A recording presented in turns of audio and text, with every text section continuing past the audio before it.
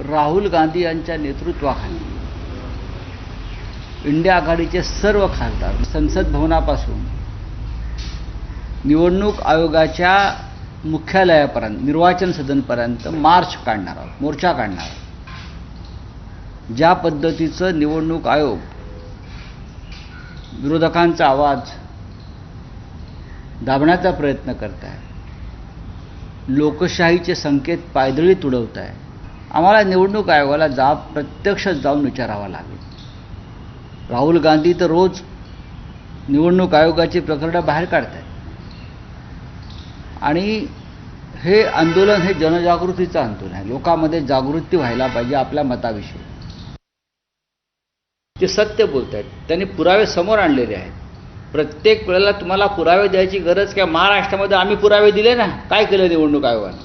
निवडणूक आयोगावरती आमचा स्वतःचा विश्वास नाही आहे। अमोल कीर्तीकरांची लोकसभेची जागा या लोकांनी कशी चोरली हे आमच्या समोर आहे।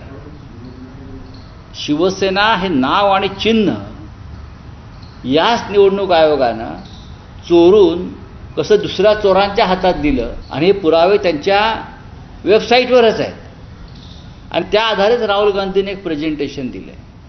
निवडणूक आयोग हा भारतीय जनता पक्षाचा हस्तक आणि प्रवक्ता आहे। दरम्यान केंद्रीय निवडणूक आयोगाने इंडिया आघाडीला भेटीची वेळ दिली आहे। दुपारी 12 वाजता आयोगाने चर्चेला